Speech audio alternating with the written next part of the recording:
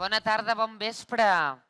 Darrera sessió d'aquest dia de dissabte, d'aquest Mercat del Ram 2025, tan ambientat, tan diferent, amb aquest escenari nou, perquè l'estrenem enguany, dedicat a la cuina i a tastar. A la cuina sòlida i líquida, perquè ara anem a la part del beure. La cervesa és una beguda i un producte que agrada molt a casa nostra. En els darrers anys la producció de cervesa artesana ha augmentat. També no només la quantitat sinó la qualitat. Moltíssim. I és una mica el que volem demostrar aquí també. De fet, més cap allà, potser ja ho heu vist, si no us convidem a que un cop acabada la sessió i la jornada doncs us hi apropeu. Hi ha tot un estand dedicat a aquesta cervesa artesana catalana. 50 cerveses catalanes és el nom just perquè hi ha doncs això, aquesta representació de tot el que es fa en el món cerveser. I nosaltres tastarem una cinquena part, seria? De 50? Unes quantes. Tastarem 5 cerveses. Tastarem 5 cerveses gràcies i a través i acompanyats i guiats per un expert com és l'Ivan Hermosilla. Ell és assessor cerveser, per fer-ho curt. Tu ho pots explicar si vols. Ens ha fet una tria de 5 cerveses que poden mostrar o que mostren una mica la diversitat i el ventall de la beguda que es fa a casa nostra, molt diferents entre si, d'empreses situades també a diferents punts del territori català. I també coneixerem què són aquestes 50 cerveses catalanes, que és un col·lectiu que vol posar el focus i apuntar què és el que s'està fent en aquest sector, quines persones hi ha al darrere i cap a on va, on estem i cap a on anem. Perfecte. Una mica això. Us demano un aplaudiment, sisplau, per l'Ivan, abans de començar. I anirem fent un tast una mica simultani, tots alhora. Veieu que nosaltres també tenim aquí taula parada amb aquestes 5 copes, que aquí l'equip de sala anirà omplint les copes, primer vosaltres i després nosaltres, i ens deixarem guiar.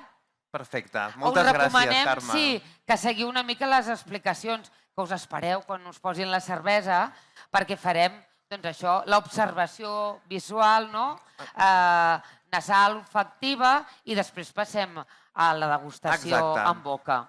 Sí? Moltes gràcies, Carme. Vinga. Mira, jo us explico una miqueta. Teniu aquí 2 copes, tastarem 5 cerveses diferents, després teniu un got, que és per si heu d'abocar una miqueta del contingut de la cervesa, doncs la poseu en allà, i les 5 cerveses també teniu una miqueta d'aigua per netejar la copa. D'acord? Aquesta serà una miqueta la dinàmica. Jo em presento, la Carme ho ha fet, però també vull tenir una oportunitat i agrair també a en David. És un plaer estar aquí. Jo soc l'Ivan Hermosilla, com m'ha presentat, em dedico al món de la cervesa des del 2008 professionalment i, com bé ha dit, he tingut diverses empreses de distribució, d'importació, d'assessorament cerveser a professionals. Algunes de les cerveses amb què tastarem hi he estat implicat al darrere, ja sigui amb algun tipus d'elaboració. Alguna aportació. Exacte.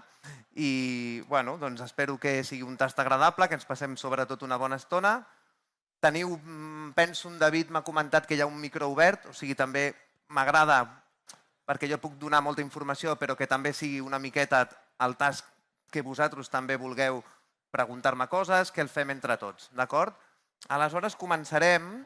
Jo em poso lluny, perquè no tinc res a dir, ja. Jo et deixaré que parlis tu. Ara, quan comencis a tastar-ne, ara et farem algunes preguntes amb tu. A veure, molt important, què és una cervesa? Doncs una cervesa és una beguda fermentada. Consta de 5 ingredients principals, però direm que el 95% de la cervesa és aigua. És un dels ingredients més importants i sobretot amb els estils que també tastarem avui. Per això ho introduirem després. Després, el segon ingredient, malta. Què és la malta? perquè nosaltres trobem a les etiquetes, si llegim les etiquetes, actualment ens donen molta informació. La malta és un procés que se li dona a un determinat cereal, que consisteix en germinar, un petit assecat i després un torrat concret segons la malta que volem treure. Després, exacte, moltes gràcies.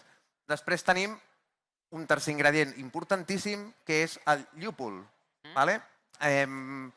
És cert que quan jo vaig començar tot el tema del llúpol era bastant testimonial i avui vivim un moment extremadament llupolòfil, com podreu veure i tastar amb les cerveses que degustarem. I el quart ingredient principal és el llevat, que és el que fa que tot això pugui fermentar i tinguem la cervesa, que és un producte fermentat amb certa menys graduació alcohòlica. D'acord? Doncs primer de tot tastarem la cervesa del Montseny. Correcte. Els companys del Montseny, aquesta és una cervesa mítica, emblemàtica del que ells van començar a fer com una de les primeres IPAs, representació i qualitat en aquest país. Podeu tastar, podem tastar-la. O sigui, la dinàmica del tastat és molt senzilla. Primer ensumem primer amb nas i després ballem amb boca. Tot i que molta gent o alguns de vosaltres ja sabeu que és una IPA, no estaria de més que ho expliquéssim breument per si algú ho desconeix perquè se'n pugui endur la informació cap a casa. I tant. O sigui, una IPA vol dir Indian Pale Ale. És una història una miqueta maca, és una història que ve de bastant de temps. Una Pale Ale és una cervesa, començarem per la Pale Ale, una cervesa pàl·lida, d'acord? Però el perquè de la Indian Pale Ale, la història una miqueta històrica, és perquè són estils tradicionalment britànics. Ara bé, el que és la Gran Bretanya, el Regne Unit, en aquella època també tenia una part colonitzadora que estava a la Índia. Aleshores, en aquests trajectes molt llargs, aquestes cerveses que s'elaboraven a Anglaterra tenien que viatjar principalment en vaixell cap a les Índies, a la Índia, que era on tenia un altre punt molt... Era un territori colonitzat. Què passa? Doncs per aguantar tot aquest trajecte es va tenir que augmentar les quantitats de llúpol. El llúpol, com veurem, a part de donar un caràcter i és el responsable sobretot de l'amargor i responsable dels aromes, també és un antisèptic natural. Aleshores, al pujar la quantitat de llúpol, trobàvem un producte que arribava a la Índia molt més estable. D'acord? Aleshores, a partir d'això que van veure els cervesers d'aquella època, ha donat nom a aquest estil. Un estil que el seu tronc és l'Pale Ale, però al tenir aquesta quantitat molt més alta de llúpol, ha derivat també amb el temps a ser un estil concret que són les IPAs. Una miqueta aquesta seria la història del que és una Indian Pale Ale. D'acord? Aleshores, normalment, una cervesa no és una monovarietal de llúpol. Normalment una cervesa té una combinació de diversos tipus de llúpol. En aquest cas, la cervesa del Montseny és una cervesa que en té penso que em recordo que són 5-6 tipus de llúpol diferents i sobretot el que, si ho noteu en boca, té un caràcter bastant amarg. Després veurem un altre tipus de cerveses on poder el caràcter és el llúpol, però el tenim més en aroma. Però sí que aquesta cervesa és una cervesa amb un caràcter bastant amarg. Entra molt amarg en boca. T'ha agradat a tu, Carme, aquesta cosa? A mi sí, perquè a mi l'amarg m'agrada. Per tant, i les IPAs m'agraden especialment. Per tant, per mi és una cervesa... La tria comencem molt bé. Comencem molt bé. Bueno, sobretot també és molt important el que dèiem. Veieu el color, no? O sigui, sempre fem una miqueta també de... Estem per tastar birres, però també una miqueta de generar una miqueta de cultura cervesera.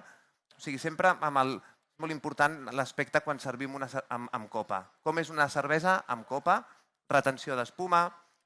Una cervesa també es pot moure, com fan al món del vi.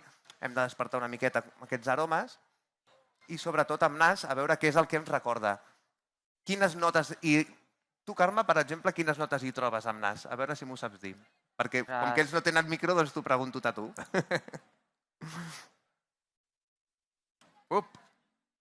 Tens notes herbàcies, tens notes cítriques, però és molt important que el recorregut que tenim amb nas també el tinguem en boca, d'acord? Vale, perfecte, ja tenim aquí la col·laboració especial d'en David. Vale. Si algú vol preguntar alguna cosa o vol fer alguna aportació... La Maria passarà el micro. Vale, aquí tenim i serà un plaer que també podeu preguntar el que faci falta, d'acord? Doncs, sobretot també, quan tastem una cervesa, aquesta primera impressió que tenim, no? Aspecte visual, aspecte olfactiu i després en boca. Aquest seria una miqueta aquests 3 passos que hem de seguir per tastar una cervesa.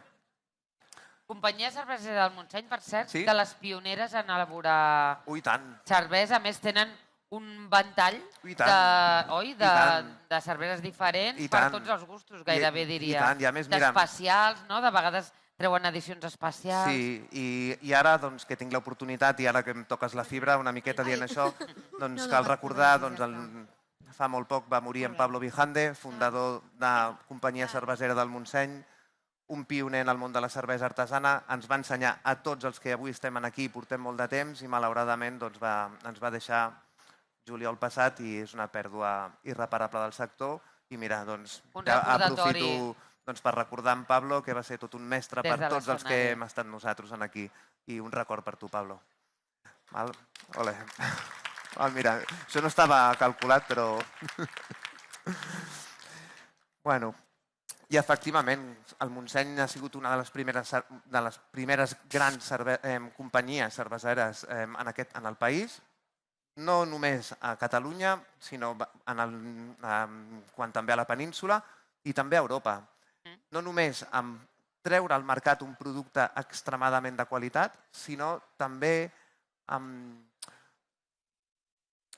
fer en arribar, perquè tenen molt de volum, en arribar a un públic que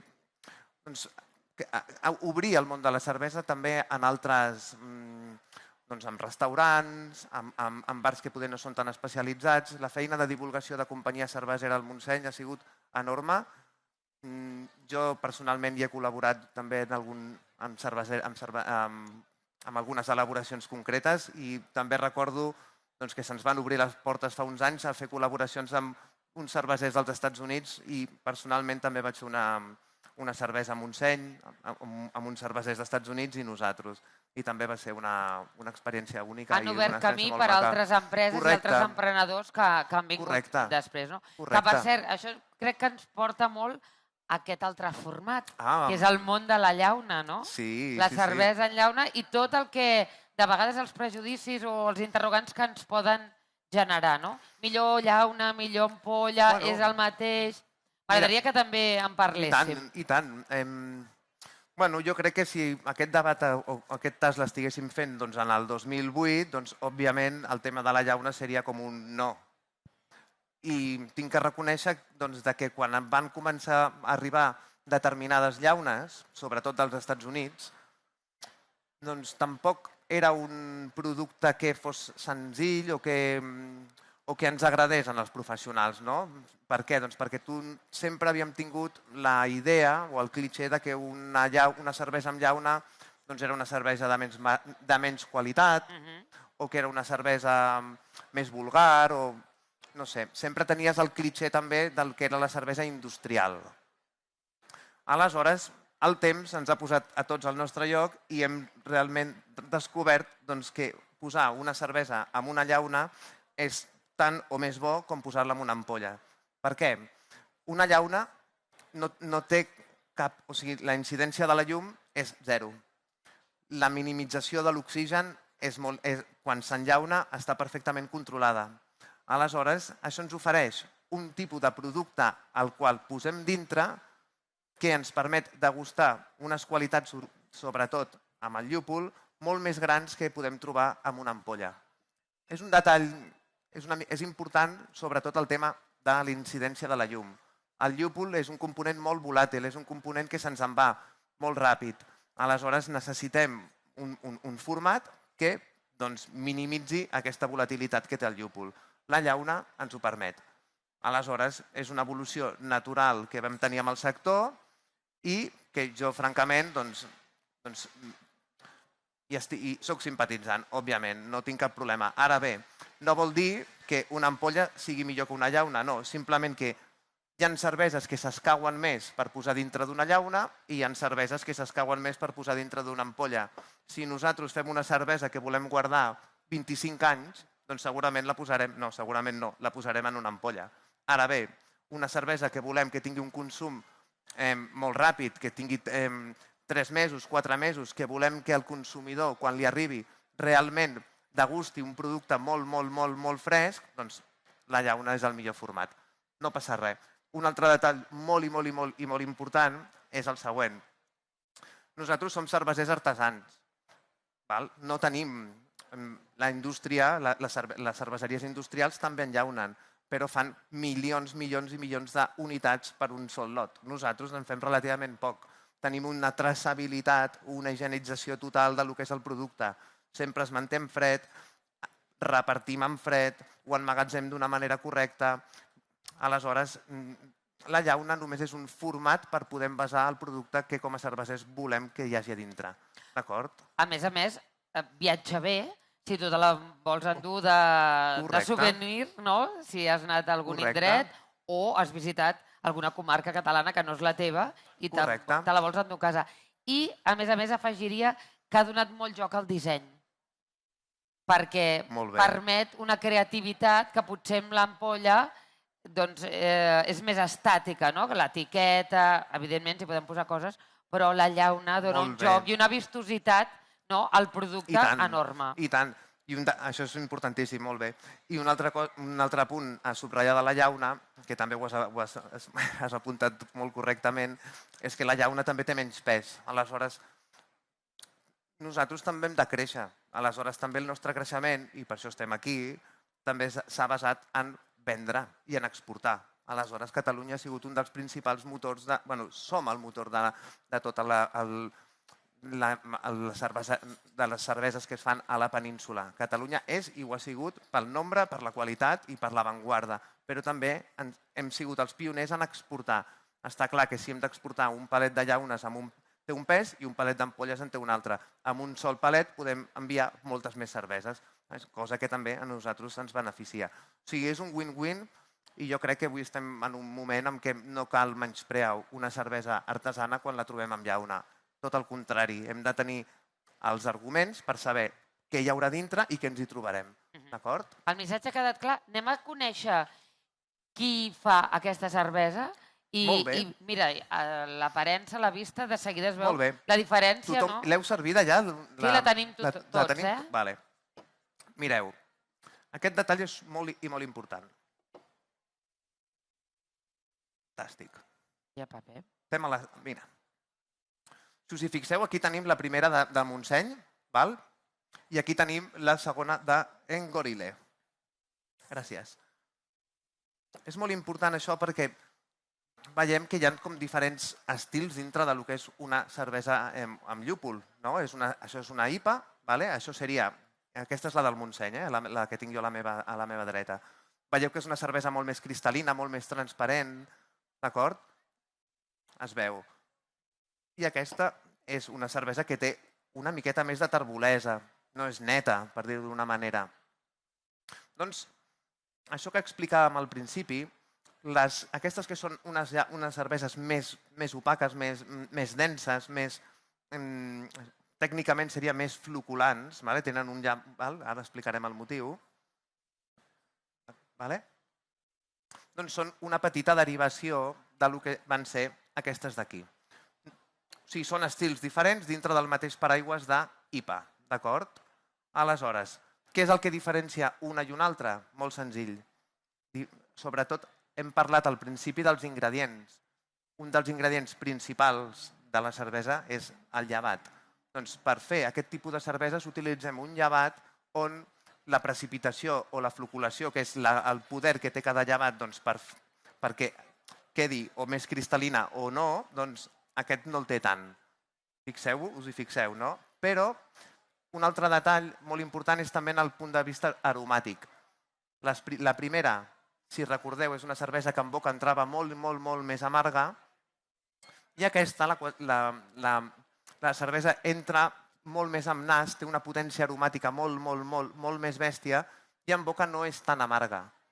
D'acord? Aleshores, és com una nova interpretació de l'estil, sobretot a través de la influència que hem rebut dels Estats Units. Així com la primera cervesa dèiem que tenia molta influència més britànica, una influència més, encara que tingui llúpols que són americans, però sí que és un altre estil, en aquesta sí que trobem una influència claríssimament de les cerveses que es fan a la costa est dels Estats Units. I això ha donat nom a les New England Pale Ales. Si us hi fixeu, no sé si teniu per aquí la llauna, no en teniu cap, bueno, aquí ens ho posa.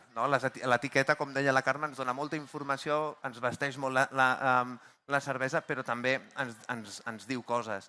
Doncs aquesta cervesa és una New England Pale Ale, d'acord? És una altra derivació d'un estil.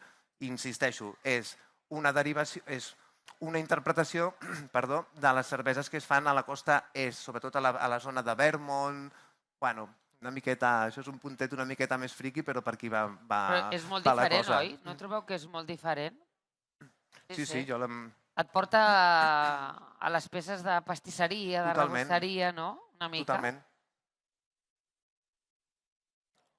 Interessant. És molt exacte. I sobretot, a l'hora de tastar, si us hi fixeu, és el detall. La primera és una cervesa que per això l'hem posat. La primera molt amarga, en boca entra i té molt de punx. En canvi, l'altra és sobretot un tema molt més aromàtic, és més sutil, encara que el caràcter de llúpol és molt més potent. Ara bé, per tal de... Alhora també m'agrada parlar de l'elaboració. Per a poder elaborar una cervesa com aquesta, com l'Angorile que ens estem bevent, amb aquest caràcter tan aromàtic, en realitat estem fent servir unes quantitats de llúpol molt i molt més grans, perquè aquest llúpol normalment no el posem quan nosaltres fem les coccions. No sé si m'explico. És a dir, quan tu fas una cervesa hi ha molts passos abans de trobar-nos-la aquí. Amb la primera, el llúpol el posem sobretot amb ebullició. Aleshores, el tenir molt de llúpol en ebullició ens dona aquest caràcter en boca més amarg. En canvi, el llúpol, si el posem en una fase més tardia o al final de l'elaboració, ens quedarem aquí, doncs tots els components són molt més aromàtics. Potenciem l'aroma de la cervesa, no tant l'amargor. I és una miqueta la característica d'aquest tipus de cerveses de les New England Pale Ales. Sí? La pregunta? Jo podria anar parlant, però si voleu, si algú té alguna curiositat o vol aportar algun detall de la seva experiència, doncs potser és aquest el moment de fer-ho. Tenim oberts uns micros i podem fer-ho. Perfecte. Si no, anem a la tercera. També amb llauna, però amb un estil, ja crec que s'allunya, No s'allunya, Carme. Al contrari, aquí estem... La selecció està feta de la següent manera. Vosaltres em mireu a mi i jo us explico. Aquí tinc la West Coast, aquí tinc la Montseny, tinc l'Angorile i ara la Espiga. Aleshores, si us hi fixeu entre aquesta i aquesta, tenim tant amb color, una miqueta com amb caràcter, bastant semblant. Ara bé, aquí el detall està amb la graduació. Si amb la primera teníem una graduació alcohòlica d'un 6.2, crec recordar que he vist abans, amb la tercera tenim una graduació de 8, 8 i pico, em penso, un 8, 8.2, clar, és molt per una cervesa també. Penseu que una Voldam em penso que són 7.3, 7.2, no? O sigui, però aquí ja tenim una cervesa de 8 graus. Atenció amb aquest detall, perquè també ens dona peu a parlar de lo que és una altra part del paraigües de les IPAs. No? Si hem parlat de que tenim una Pale Ale o una Indian Pale Ale o una NEIPA, doncs què ens trobem ara? Doncs ens trobem amb una doble IPA. Una doble IPA. Què vol dir això? No és que es dobli. Sí que per poder elaborar una cervesa de més grau, el que necessitem és poder balancejar tota aquesta quantitat d'alcohol que ens donarà la cervesa resultant, però com ho hem de balancejar? També aportant llúpol. Aleshores, la quantitat que té aquesta tercera de llúpol és extraordinàriament alta en comparació amb les altres. Per què? Doncs perquè al tenir més alcohol necessitem poder amortiguar aquesta sensació en boca. Aleshores, i així seguiríem, perquè si ens podríem trobar amb una quarta cervesa que fos una triple IPA o una quadruple IPA. O sigui, el món de les cerveses amb llúpol també és important en quant a la quantitat d'alcohol que tinguin. D'acord? S'entén això? Sí. M'estic explicant bé, Carme? Jo tinc interès en saber on es fan aquestes dues. Per la cervesera, la companyia cervesera del Montseny, perquè per saber on les hem d'anar a trobar i si el territori determina també una mica, no sé, l'elaboració. No ho sé, la procedència del llúpol o el llúpol potser sí. Sí, en podem parlar i fins i tot és molt important. Mira, ara que estem fent una tríada de cerveses amb llúpol, també cal destacar que Catalunya és productora de llúpol i és també pionera amb el que és el cultiu de llúpol artesanal al servei de la indústria cervesera artesana. També és molt important aquest tema. Aleshores, en Gorile, mira, doncs, francament, ara mateix no et sé dir on són, perquè jo vaig conèixer en Gorile, no sé ubicar-los ara. No sé si tenen una fàbrica pròpia o no la tenen. Això ara mateix seria un detall que... En tot cas... Fabriquen al Montseny. Vale, doncs mira, aquí ja m'estan explicant. Doncs en Gorile està fabricada dintre del grup Montseny, m'explica aquí en David. I Espiga, doncs són també, aquests ara tampoc me'n recordo i em teniu que disculpar, això, són de l'Alt Penedès, estan al costat prop de Mediona. Exacte. Que a priori ens venen vins al cap, no?, del Penedès, però no cervesa. Doncs el Penedès és terra de molt bons cervesers i també de pioners cervesers. Ah, sí? I tant, i tant. No tenim l'oportunitat de tastar-ne una representació d'un gran amic meu com és el Carles, que és Masia Agullons, que fa cerveses que t'encantarien. Ja en parlarem després. Vale, després en parlem en privat. Però, bueno, el que és important és també veure, perquè el motiu que també estigui jo aquí és per fer tinc aquesta visió una miqueta molt àmplia.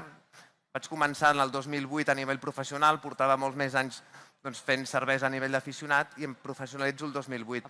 Han passat molts anys i l'accés a les cerveses. Avui en dia tothom pot trobar Espiga, pots trobar Montseny, pots trobar en Gorile en molts restaurants, fins i tot en bars, en locals especialitzats, en pubs, o sigui, en botigues. Tema de poder avui tenir accés a un producte, a cerveses de qualitat arreu del país és relativament senzill, molt fàcil, d'acord? A més, també, arrel de la pandèmia, doncs també tot el tema de les webs online i tot això també es va potenciar moltíssim i cadascú té possibilitat des de casa seva de poder fer-se un sortit de cerveses i totes les fàbriques tenen mensualment ofertes, promocions perquè tothom pugui entrar dintre de la seva web i poder-ne comprar. D'acord? M'interessa un momentet el tema amb la doble IPA, una miqueta que s'entengui no només el concepte etimològic, doble IPA, sinó el tema de l'alcohol. És molt important que entenguem que és una birra molt potent, és una birra molt forta d'alcohol, però que en boca entra superamable. Dissimula perfectament la quantitat de graus que té. Aleshores, això és que ens demostra que l'elaboració està perfecta. Aquesta és una cervesa extraordinària, m'ha encantat, i molt difícil de fer, perquè a vegades tu et pots trobar arestes que facin que la teva cervesa resultant no sigui que no estigui, com ho diríem, que sigui plana, no?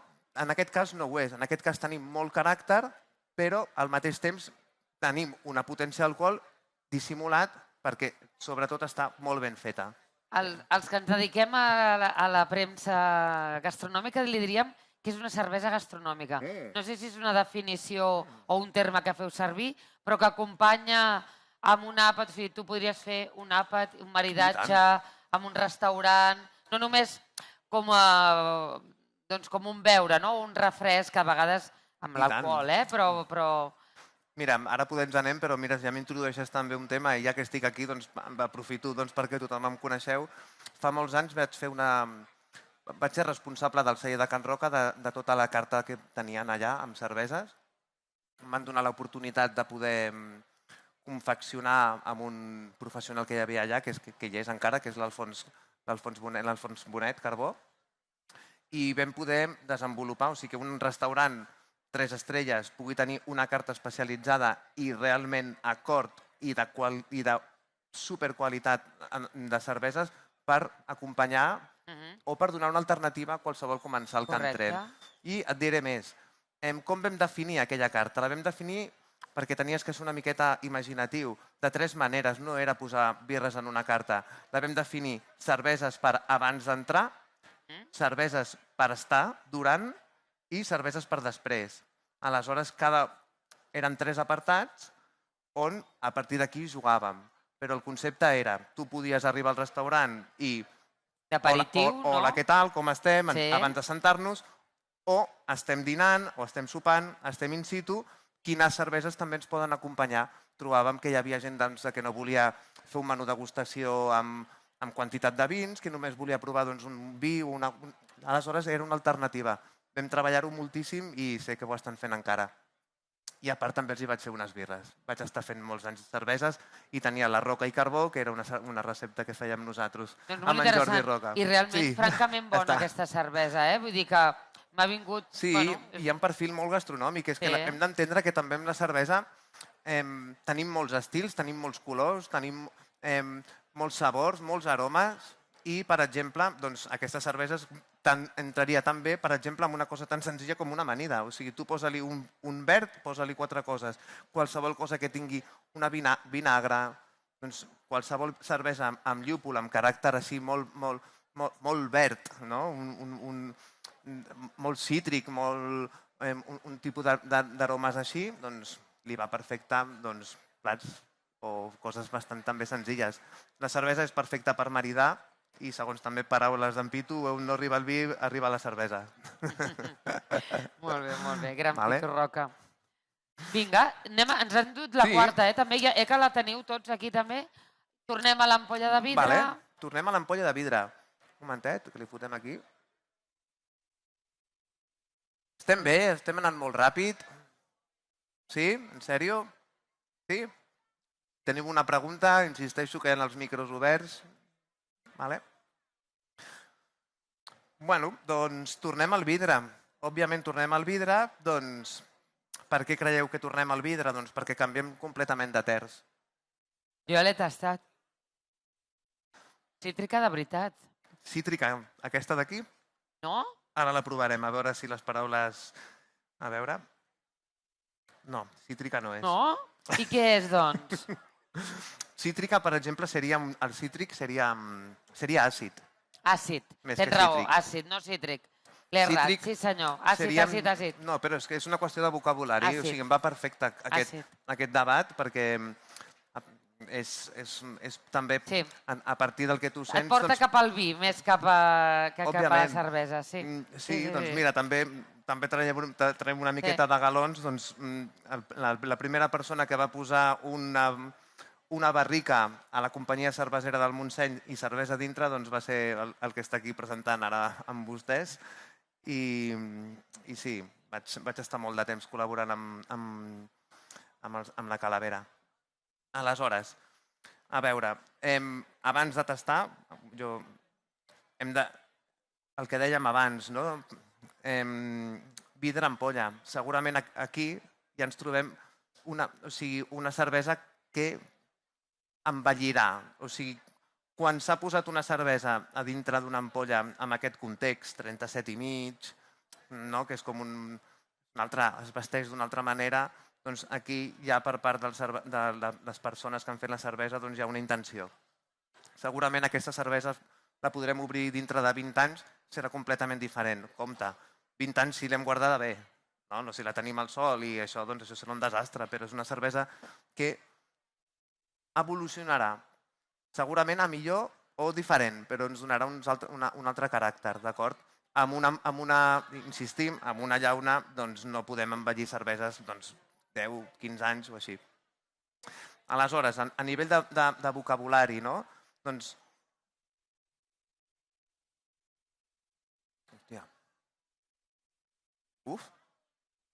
És una cervesa extremadament acètica, extremadament àcida. Aleshores, per què passa això? O sigui, com és que tenim, que ara anem... Aquí davant no us ha agradat, eh? Aquesta sí que és diferent. És molt particular, no? És molt particular. Bueno, hem d'entendre que també en el món, quan hem parlat al principi de tot dels ingredients, el llevat és una part importantíssima. Però és que de llevats, el llevat és quan parlem de llevats. Què és el llevat? El llevat és un organisme unicel·lular, del regne dels Saccharomyces, perquè donar una miqueta d'informació, però que n'hi ha moltes soques, molts tipus de soques. Cada soca dona un caràcter o un altre. I al mateix temps es combinen diferents llevats que potser no són del regne dels Saccharomyces. I en aquest cas ens trobem amb una cervesa... Era en la pataca, em sembla. Soc jo? Sí? Soc jo? Vale, vinga.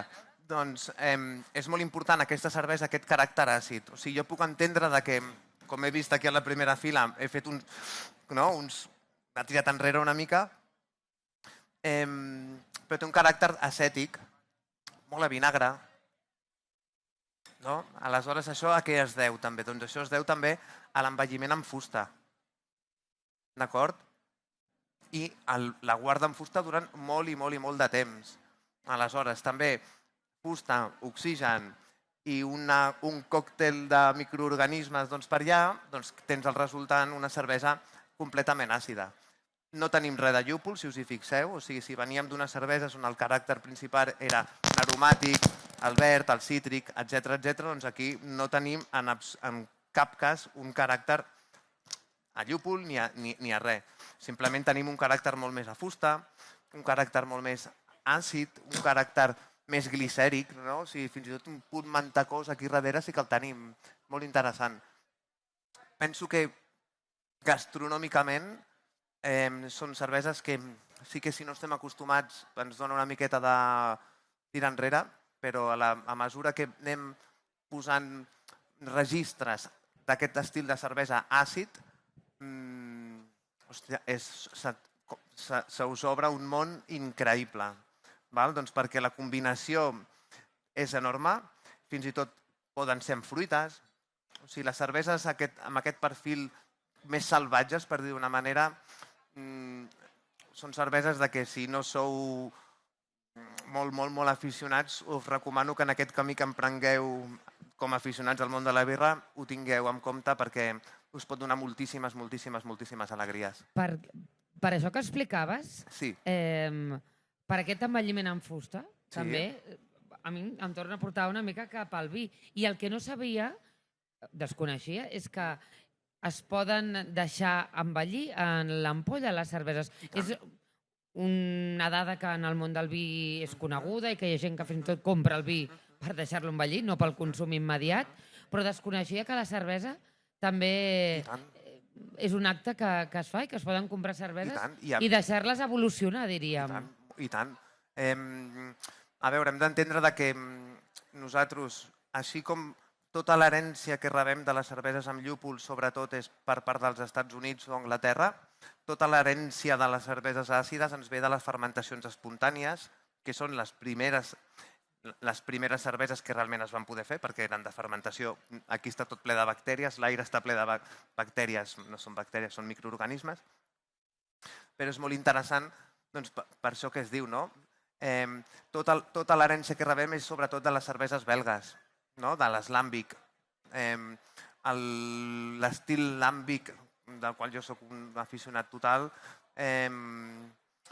va caure amb una crisi a partir dels anys 50 i van estar a punt de desaparèixer, però arrel d'un petit grup de cervesers que van continuar mantenint viu aquest estil, doncs mira, nosaltres hem rebut molt d'aquesta influència i nosaltres hem pogut adaptar en el nostre paisatge, perquè estem parlant de cerveses de paisatge, a la nostra manera. La Calavera és una expressió total del que és una cervesa àcida amb una expressió pròpia, una identitat pròpia i a la manera dels estils de la Calavera. Sí, sí. I, bueno, llarga vida.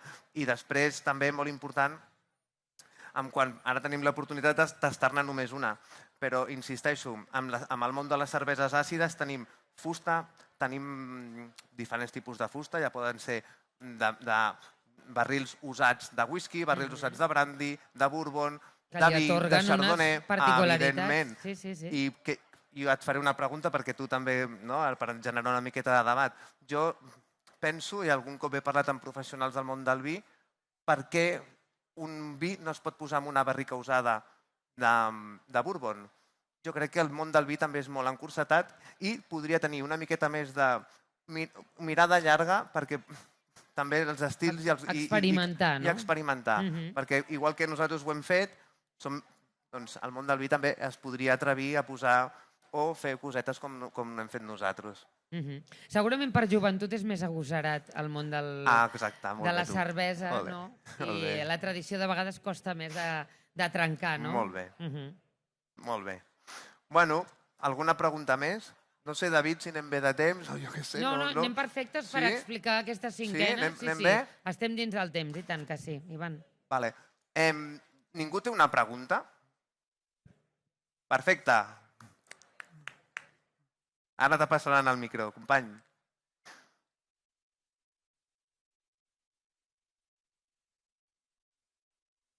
Ara el David et posa l'on. Hola, bones. Molt bones. Sí, la meva pregunta seria el tema de la temperatura, que és contra més freda o com la serviu vosaltres? La temperatura de tu prendre-te-la, molt interessant. Per mi, a nivell general, fresca però no freda. És a dir, depèn de l'estil. Jo perquè ja tinc una miqueta de... Jo sé, quan em prenc una cervesa, quina és la temperatura que més escau. És com... Començarem del revés. Tu quan et compres una ampolla de vi, si te la compres, dius, hòstia, em gastaré 40 euros amb una ampolla de vi negre, no? Tu ja saps, perquè tu ja tens uns registres i n'has tastat molt i doncs amb quina copa ho serviràs i no posaràs una ampolla de vi amb una copa de tubo i no agafaràs aquesta ampolla de vi i te la posaràs al congelador. Doncs tu ja saps que la temperatura de servir un vi negre, així potent, de 13 a 14 graus, està doncs això, als 16 graus, una miqueta aniríem per aquí. Doncs amb les birres ens passa una miqueta el mateix. Cada estil té la seva temperatura. És molt difícil dir-te a quina temperatura aproximada tens que prendre't una determinada cervesa. Per això la meva aportació és fresca però no freda. Per tant, per mi 6-8 graus seria una temperatura més que correcta. Mai 4 graus. Mai 4 graus. Per què? Doncs perquè la mates. O sigui, a nivell aromàtic l'estàs tapant molt. Ara bé, una cervesa de 3 graus, una lager, un estil molt planet, sí, molt freda, però són les mínimes. Per exemple, el que hem tastat avui, amb tot el tema IPAs, 8 graus, 9 graus és perfecte. Ara, també del context, si estàs un dia a la platja a 30 graus, ja s'entén, no? Però bueno. I després, també un altre punt important, les cerveses més àcides, per mi també suporten una temperatura també una miqueta alta. O sigui, a mi m'agrada la cervesa que no sortia de la nevera gairebé. Fins jo molts cops l'agafo.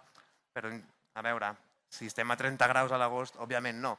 però a vegades, doncs això, 10 graus, jo me la prenc perfectament. Més o menys seria així. I el tema de les copes també és molt important. Si tens dubtes, sempre una copa tipus així també està molt bé. Val? Mai un tubo. O sigui, la cervesa té que respirar amb copa. Si la tapem, ens queda... A nivell d'aroma no es desperta, no ens transmet res. Aquí sí que hi ha una certa unanimitat en el món líquid, perquè l'escumós també, que antigament bevíem amb aquelles copes flauta, no? Sí. I després, o amb les Pompadour, però en els darrers anys les copes són ben amples, ben grans, perquè ha de respirar, no? Aquí jo crec que sí que tots esteu d'acord Sí, que aquí sí. s'ha d'expressar bé. I com s'expressa bé? Doncs amb una copa gran, Exacte, no? Ampla. Per la teva experiència, però insisteixo, fresca però no freda. Molt Per aquí aniríem. Moltes gràcies. Vale, merci. Gràcies. Una altra, perdona. Sí, Has animat, s'ha Has- animat. sí. Has diferenciat abans entre cerveses abans, durant i després. Sí, aquest és un concepte, sí. Sí, les de després, quines... Ara la tens. Aquesta. Aquestes. Ara la tenim. Vale. Saps? O sigui, bueno, aprofitem ja i fem la 5a cervesa. Vinga, sí, endavant. Ara que m'ho poses amb safata, va perfecte. Doncs això és una cervesa per després. O sigui, a veure, me la puc fotre abans? Òbviament. Me la puc fotre quan arribo de treballar a la tarda? També. Però en tema gastronòmic, i amb el que parlàvem del context de la meva col·laboració amb el celler, doncs ho vam definir així perquè fos senzill per començar el que se sentés en una taula i pogués organitzar una miqueta tot un seguit de cerveses en una carta. No? Aleshores vam posar-ho d'aquesta manera. El que estem tastant ara és una cervesa d'en Pocs, d'en Francesc, que està aquí a Castellfollit de la Roca, és un bastant amic meu també, fa molts anys que el conec, i és un especialista fent cerveses negres.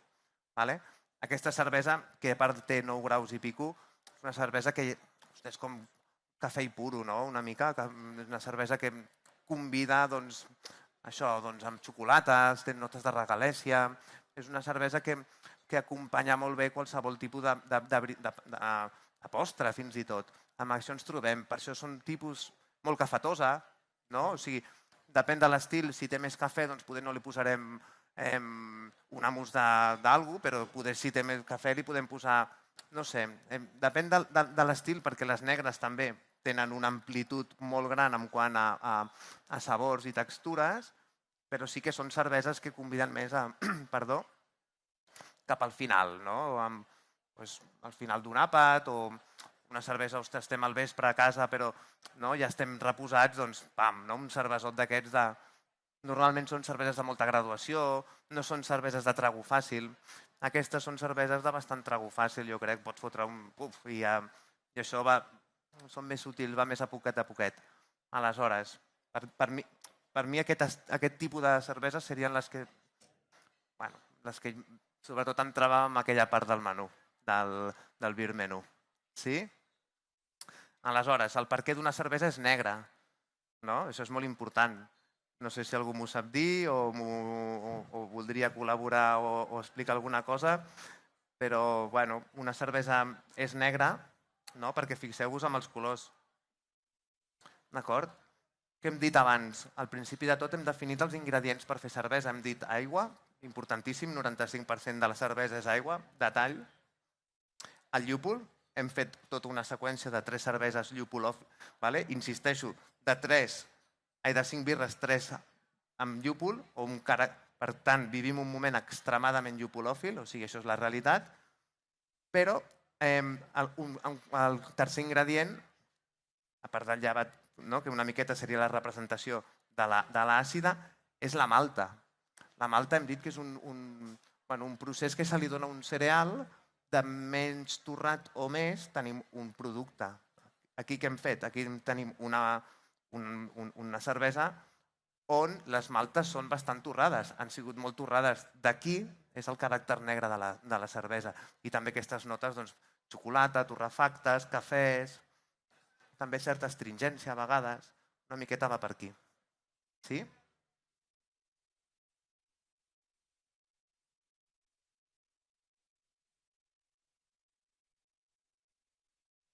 Molt bé, molt bona.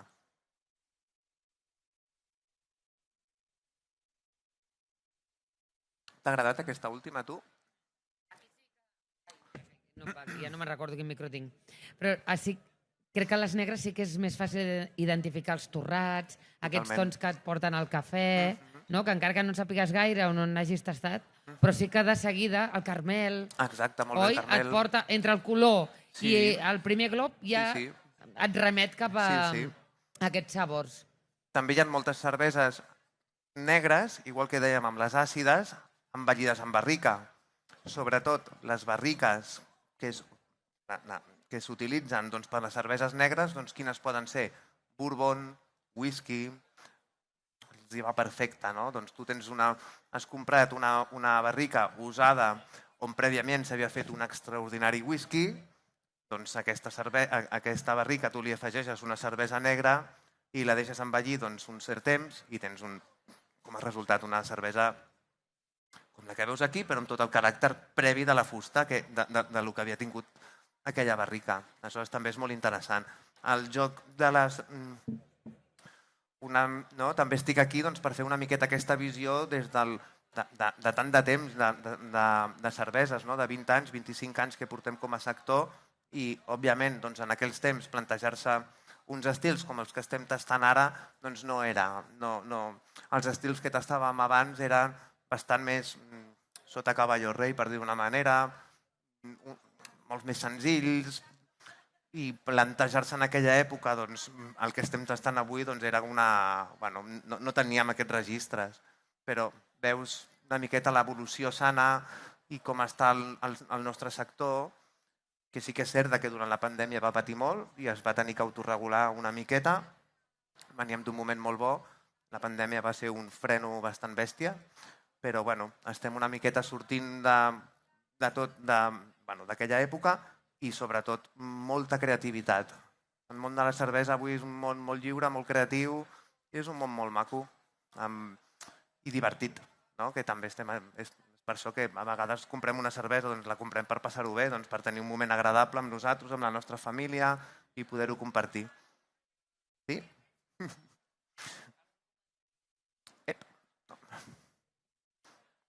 Que, clar, estic acostumada. No?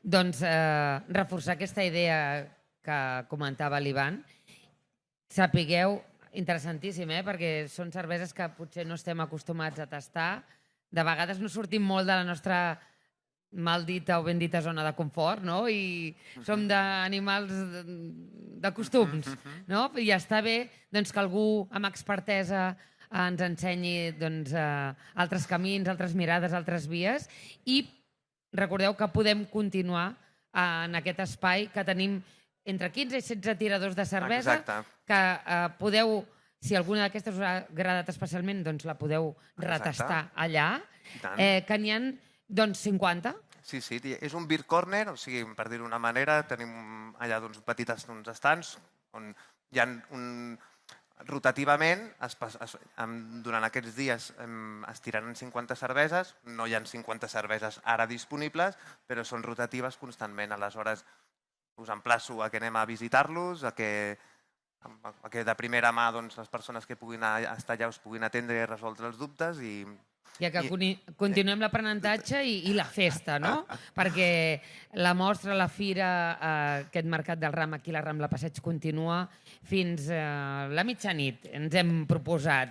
L'espai de restauració, totes aquestes parades de menjar, més les cerveses, més el beure, que també hi ha kombuches i vins, doncs estaran oberts perquè pugueu gaudir del vespre i del sopar a l'aire lliure. El temps encara acompanya, s'està la mar de bé. I res, agrair-vos de nou la participació, la presència i emplaçar-vos a demà aquells que vulgueu compartir el diumenge amb nosaltres en aquest escenari de terra i cuina. Aplaudiment de nou per l'Ivan Hermosilla per aquesta classe exprés de cerveses artesanes catalanes. I jo també vull donar-te les gràcies a tu, ets una extraordinària comunicadora i m'ha encantat compartir l'escenari amb tu. Moltes gràcies. Gràcies per ser-hi i ens retrobem demà. Bona nit.